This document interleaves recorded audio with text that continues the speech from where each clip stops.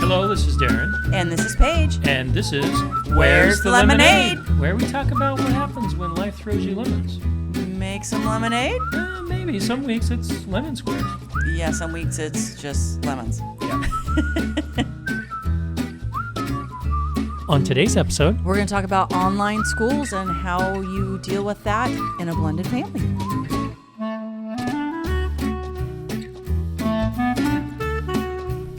because of the global pandemic, we've found ourselves with our kids at home for this fall for school.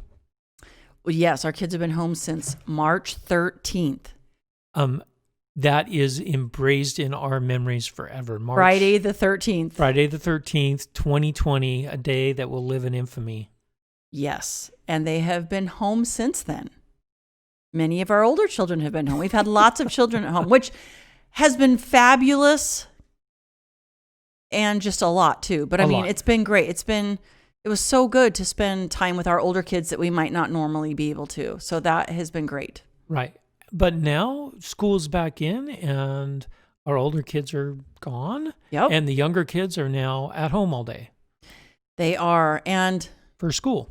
I was worried that it would be a lot harder than I thought, than it actually is.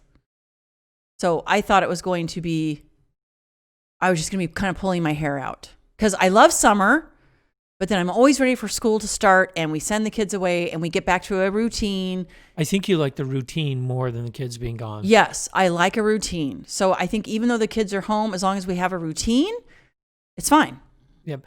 And the kids have a routine. In fact, Yep. This was a really tough decision for us to make on what to do with the kids for the fall.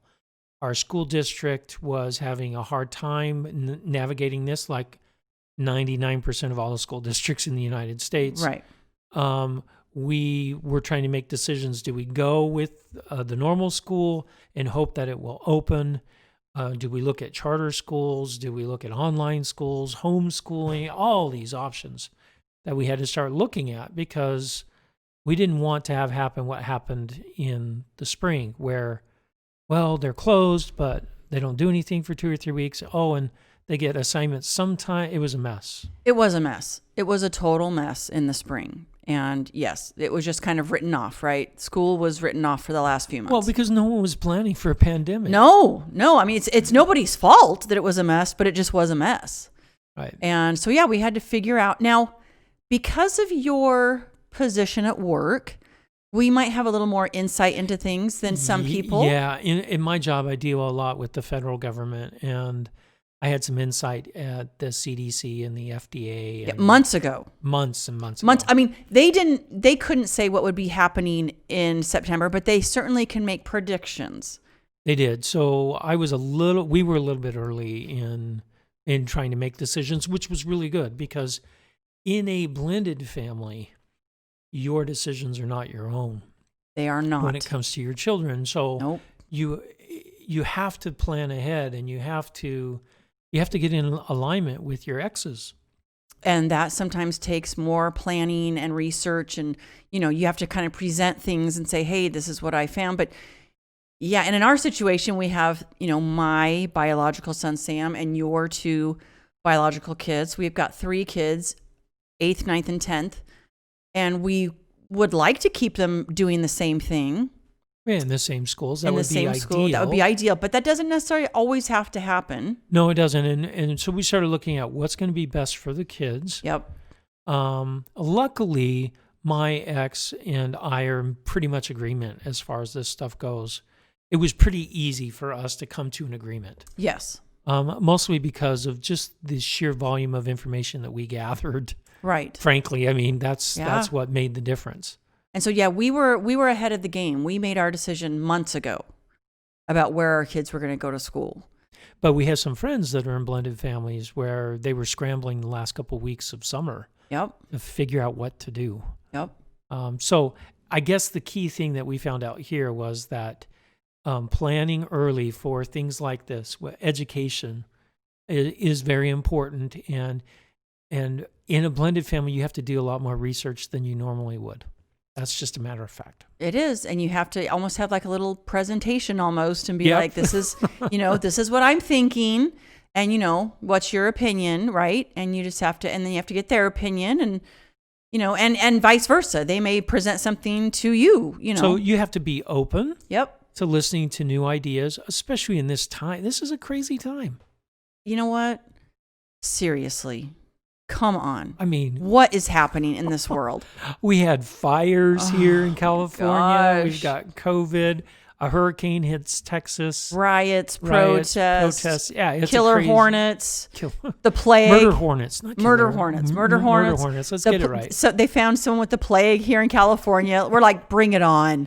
Bring on the plague. So the key here is being flexible, getting as much information as you can, and then making a decision together, and then taking that decision that you have as a suggestion off to your exes, and hopefully you can come to a consolidated idea on what you want to do. Yeah, and we're glad the decision that we made, because our school district did not reopen. And we decided to pick a school that was online and has been doing it for years. So and even they are having some technical issues as more states are coming online onto their system. We picked K-12, and they this week has been a little horrendous because 250,000 students in Florida came online this week. And that is amazing. It is amazing, and they couldn't quite keep up. So it has been a little bit. Last week was great. Yep. Last week was great, and this week it's a little bit of a struggle. And you know what? Even our school district is having a struggle, a lot of struggle with the technology. So I guess our thing here that we tell people that talk to us about this is just be patient. Yep, it'll get worked out. Even the people, our friends that have stayed in the school district, be patient there. I mean, just to me, whatever decision you've made, be happy with that decision, and move forward. Stick with that decision, move forward. Because I know I've had some people that are like, oh, I'm going to jump ship, whether it's the online or it's they were doing the school district online. Oh, maybe I should switch. To me, it's so much better for everyone involved. If you've made your decision, stick with that decision and move forward. There's going to be glitches and hiccups no matter where you are. So just stick with your decision. Move forward. Yep.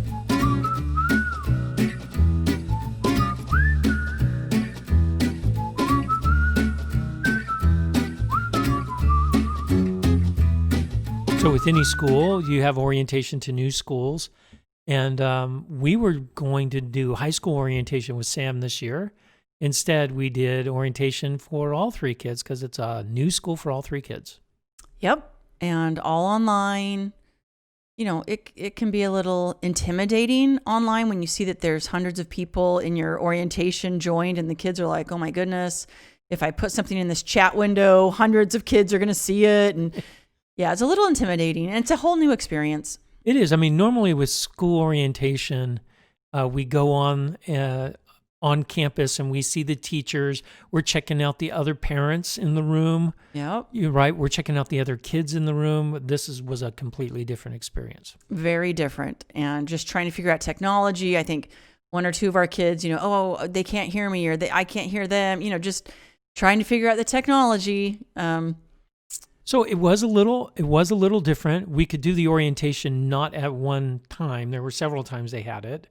And if we missed it, we could just watch the video of it. Right. So in some respects, it was a lot more flexible. And in some cases, maybe we put off going to some of the orientation things until later. I did. And yes, I remember there was one day that I finally went, I've got enough of this. I've got to get going on this school thing. And I spent like 3 hours that day going through email. I mean, hundreds of emails. And yes, there was a lot to go through and watch the orientations. Probably need to rewatch some, but because sometimes when you watch an orientation without having the experience of knowing really what all the things they're saying means, you know what I mean? So yes, now you can go back and watch it again. I guess that's one of the benefits of doing it this way. Yeah, definitely. So, all right. So let's talk about prepping for the first day. So we did all this work ahead of time. It took some time to get them enrolled. We got boxes and boxes of stuff. So many every day we were like, it's like Christmas. Here's 3 more boxes. Here's 5 more boxes. And they sent us 3 laptops and 3 printers for the kids. So we sent one printer over to their mom's house and kept two here. One's in the closet. One is a spare. Yeah, right. in case one breaks. But yeah, just the boxes kept coming. And it was kind of fun for the kids to open them up every day and be like, oh, one of the boxes, it was funny. None of the kids are signed up to take music, but one of them was full of one music of them was this stuff. it was a tambourine. It looked like it had been bought at the dollar store, literally. And it was like a recorder that looked like it came from the dollar store. Like I was like, what is this? But yeah, it was kind of funny. We sent that back. Now, we also have some friends that are in K-12 that have a kindergartner in K-12. And I guess he got like 30 boxes. He thought had died and gone to heaven. Yes. And that's right. I can't even imagine doing online. I mean, basically, she's his teacher. I mean, yeah, kindergarten online just would not. It'd be fun the first couple days for the child. Like, oh, look at me. I can see myself. And then I think they're just like, I'm done. So I really feel bad for the elementary school kids. I mean, Yes. especially those primary grades, K through third, K through second. This is going to be really hard. Luckily for us, we don't have to deal with that. We've got 8th, 9th, and 10th graders.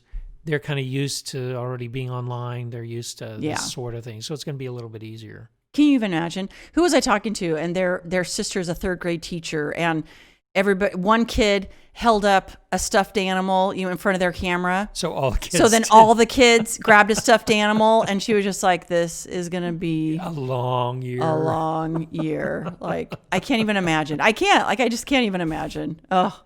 Well, and I can't imagine. We've got 3 kids. There's some of our friends have 4 or 5 kids. Yeah. In online school. That first day that we got online. Now, we did some right things here. We plugged in their computers before the first day. They all worked. Yep. Everyone got on. Logged on to K-12. Logged on. Everything was working great. Yep. Then, 5 minutes to their first class, I said, all right, kids, everyone go get on your... Well, we had a special breakfast. We had crepes for breakfast. And That's right, we did. This is nice. And we're taking our time and thinking, it's 5 to 9. You've got to be on your classes in 5 minutes. Plenty of time. Go hop on to your laptops and get it going. And, of course, we decided, okay, there's more laptops in the house. I've got to put our parental tools on there that we have to, block out bad influences coming into the house. Yeah, it blocked K-12 completely. So here they are, 2 minutes before 9. No one can log into their classes. They're all freaking out because it's the first day of school. We can't get on. So, and you had a call you were on, and so I'm trying to run around, and oh my gosh. So luckily you got me. I got off my call at 9. Yeah. And then we just did everything we could. They were on your computer. They were on the kitchen computer, and I finally got them all up and running. It was kind of hectic. Yeah, it was a little that first day was kind of hectic because just trying to figure out, Madeline was, I don't know the password to get into this thing, and what's this, and so yes, it was a little hectic. A little bit. And I thought, okay, is this the way it's going to be? But no, there hasn't been a problem since. No, not with the technology. So it actually turned out pretty well. I mean, K-12 did a pretty good job because they told us, if you read in the orientation, make sure you log on that first day a half hour early. Oh wait, what did you just say? We were supposed to read or listen to the orientation like closely? I wasn't supposed to be like doing my other emails while I was listening to the orientation. Oh, I did not do that. Yeah, it's a little crazy. Now, the interesting thing about what we chose for an online school was an online public school. So it's not what you would consider a normal homeschool. They actually have online teachers. That is what we did not want. We did not want for us to be their teachers. We wanted them to be accountable to someone else. Yeah, exactly. And they are, which is great. Yep. But we're responsible for making sure they show up to class, saying, hey, did you do your homework? Like a normal parent would do. So right. The one thing that we do have that's kind of an advantage on this online school over just normal school is we can see every single assignment they've been assigned. Yep. Unlike last year when, have you finished your homework? Oh, yeah.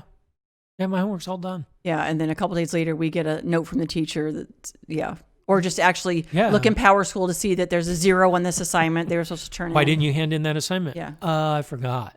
Yeah. Now we can actually see their assignments. And every single one. Yep. And this is helping them out quite a bit. And they're getting into a good routine. It is school for them. So Yes.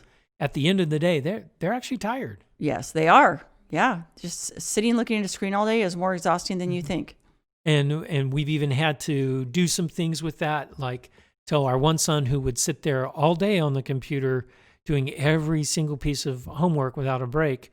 We've told him, hey, you need to get up, you need to walk around. Yes. You need to, you can't just sit there for 5 hours. You got to take some breaks. You have Definitely. to take breaks. You got to So take some breaks. we're learning some things. We are learning some things, and I'm learning things. Like, I mean, I would say the first several days, I accomplished nothing around the house because I was just felt like I needed to be here for the kids. And then, we made a big lunch, we made a big breakfast, and I felt like I was just cleaning and cooking. And I feel like we've gotten a little bit more into routine, and, I'm getting some things accomplished. Because the first 2 days I was like, oh boy, this is going to be a long year if I just am. Well, they don't expect you to be the lunch lady. Yes, they do. They didn't buy you a hairnet. I didn't get a hairnet, but Dallin, our son that was here for the first day of school, he was in town visiting, and he went to IKEA and he actually bought us lunch trays because we said we're the lunch crew. It was pretty funny. The first day we had a traditional school lunch, sloppy joes and tater tots. That's what the kids wanted. So that's what we did. And an apple. And an apple. We just didn't have the carton of milk. I wanted the little baby carton of milk. we didn't have any. We've had a lot of fun with it. We really have. And, we have. I think the kids appreciate that. Yeah, and it's fun to sit at lunch together and we chat and or like today, you and I was gone. I went and had lunch with a friend, and I had lunch with the kids. With the kids. So. I mean, it's it's fun. Sometimes we're not here at all, and we're busy doing something else, and the kids have lunch by themselves. That's okay too. I'm always here. That's true. You went and got a haircut the other day. I did. Look at this. You got a haircut. That'll be our lemonade moment of the week. Yes, definitely.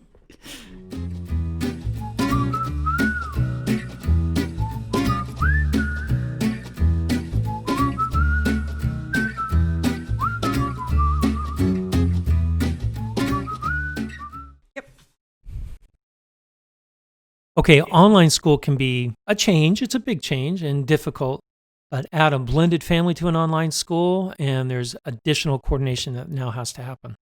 That is very true. You have to make sure that the emails are going to both houses, and a parent does not want to feel like they're not being informed of what's going on with their child. Yeah, and believe me, with as many emails and as many teachers as we're dealing with, it can be really hard. So we came up with some tricks on this. One is that we have an email address called school@pulsifer.org, and it goes to both families. It goes to both families, and that has worked out well. It has, because now the teachers don't, I forgot to email both. Yes. That's the only contact information they have. Yep. So everyone's always informed of everything. Yep. Also, our online account for school is a shared account. So there's a username and password. We both have it. Yes.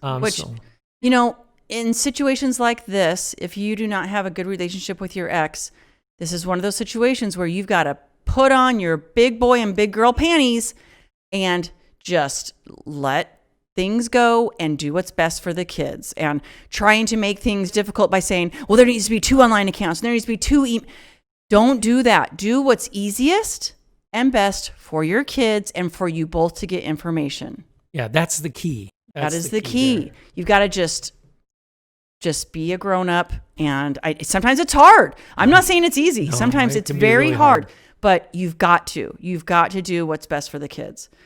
Another thing that we did, because your kids are going back and forth, and they've got laptops and cords and a mouse and books and all these things from their online school. And so I got online and found this rolling suitcase. They look like they're businnesmen. It does. It looks like a little businessman thing, but it fits their laptops, it fits their books, it fits their piano books. Like it's actually great. It is. Now, another thing that we did, all the laptops are the same. All the cords are the same. Yes. When we opened those boxes, I went, we already have so many laptops in this house. And I went, oh my goodness, we have 3 more laptops with 3 more power cords. So we labeled them with different colors. So each kid has a color Yep. And so We no put one the can- color on the mouse, we put the color on the computer, and we put the color on the cord. on the cord. Yeah. So no one can say, so Johnny has my cord. That's no, right. No. Nope, they're all marked. And so I suggest you doing that in your house. In fact, I went and found my cord and it's not marked. And I was like, I got to mark my Yes, cord. you got to mark your cord. White. Yours should be white. Oh, my goodness. Yes. So many cords, so many laptops floating around the house. So the rollerboard briefcase, that was brilliant. Yes, that has been super helpful for the kids. Marking them. Another thing that we found out, normally our transition time for us was at like 9 a.m. in the morning, which was in the middle of school, which when they're at school, that's great because it's a handoff, right? The school is the handoff. So I would drop the kids off at school or you would drop the kids off at school and Yeah. their mom would pick them up from school. Right. Great plan, right? Yep. Everything. Well, we can't do 9 a.m. anymore because that's in the middle of school, Right. which is online, Right. right? And the kids can't be traveling. So we had to adjust our schedule. Yep. And that first day, we said, all right, well, we'll do it at 3. 3 is a good time. Well, one of our kids had a class at 3. Yeah. Till 3:45. So we're like, okay, that's we not had going to to work. make adjustments again. Yep. I think the key here is be patient and be flexible at the beginning of this school year. Yes. With online, things are changing. Yep. So you have to adapt. You can't be so rigid, No. which could be really hard. It can be hard. Be flexible, focus on the kids, and just let the little things work themselves out. And, be positive for everyone. Because, like I said, there's going to be glitches no matter what you're doing. Even if you're in school, I know some states, not California, some states are doing in-person classrooms. And, there's patience you have to have there too with safety, things you have to do. Or, So, the school could be shut down tomorrow. Right. You never know. so this is 2020. We don't want you to write it off completely, right? But make the best of it, I guess. Make the best of it and be patient and flexible. The other thing that's important to do is when you are communicating with the online school, make sure that you carbon copy the other parents involved in the raising of the kids. Sometimes your emails may only come to you. If it does, just carbon copy the other people. Is that what going on. CC stands for? You didn't know that? CC stands for carbon copy? Carbon copy. A carbon copy is like an actual, I remember carbon copies Yeah, from that's where it came from. but this isn't a carbon copy. I always thought, I don't know what That's I thought where it the standed concept for. came from. That's So so what do you funny. think BCC stands for? That's blind copy, right? It's blind carbon copy, yeah. it's blind carbon copy. Yeah, it originally was BCC. I learn something new every day. Well, there you go. That doesn't make any sense. It's a carbon copy because it's not a carbon Oh my copy. God. You'll probably complain that they call computers have motherboards inside them. I'm going to come up with a different name than carbon Okay, copy. you do that, honey. You try- I'm trying to think of what I always thought it meant, what I always thought it stood for. Close copy, careful copy. I don't know. Anywho, So anyway, back on blended online correspondence families. copy. No, that doesn't make any sense. All right, back on blended families Yes. and online school. Yes. CC and forward things that need to be seen. Yeah, just remember over communication is best in this situation, right? for Because sure. this is new for everyone. Yep. Do not hide information. No. It will come back and bite you, and worse off, it will harm the kids. Yes. And I know you may want to stick it to your ex-spouse sometimes. You gotta rise above that. Rise above it and be positive, and let's make 2020 a good year. Wait, no, that's not going to happen. That's not going to happen. But anyway, just be positive during this turmoil.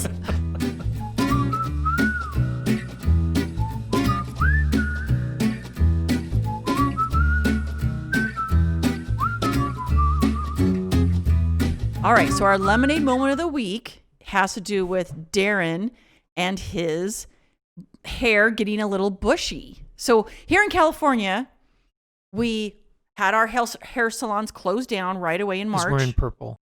We're in purple. Yeah, don't even get me started. So our hair salons were closed down. They opened back up, I think at end of In June. July. Yeah, July for a couple weeks, closed back down. So we have not been able to get haircuts unless we drive to a different county. So Darren's hair was getting a little bushy. And I said, you know what? Maybe I'll have to drive up to a different county, get my hair cut, because I'm on video calls with, I need to look somewhat presentable. And the gel wasn't quite keeping it all in anymore. Uh-huh. So just as I was thinking about doing it, I get a text from a number I don't know. And it is the lady that I normally go to, Folsom Pro Cuts people. She said, do you want a haircut? I said, yeah. She goes, okay, come by on Friday at 5. Text me when you get to the parking lot. And bring cash. And bring cash, yeah. Cash only. I'm like, huh. So you told me about this text and you were like, can we get haircuts? And we looked it up. No, we're like, no, you still can't get haircuts here. So I arrive at the parking lot at 4 o'clock because we changed the time to 4. And I text her and she goes, come around to the back. So, are you wearing black? Yeah.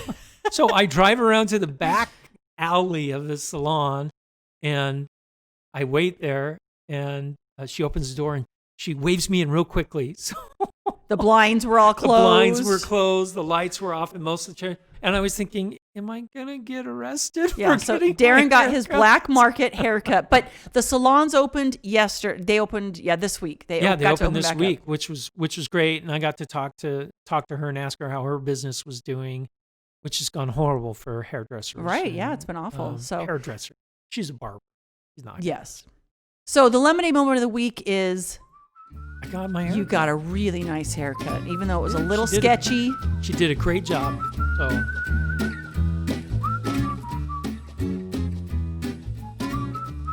if you like today's episode, give us 5 stars on iTunes, Spotify, Google. And head to Facebook and like us. And check out our blog at where'sthelemonade.org, where you can leave questions and comments. But most of all, go out and make some lemonade. You betcha, baby.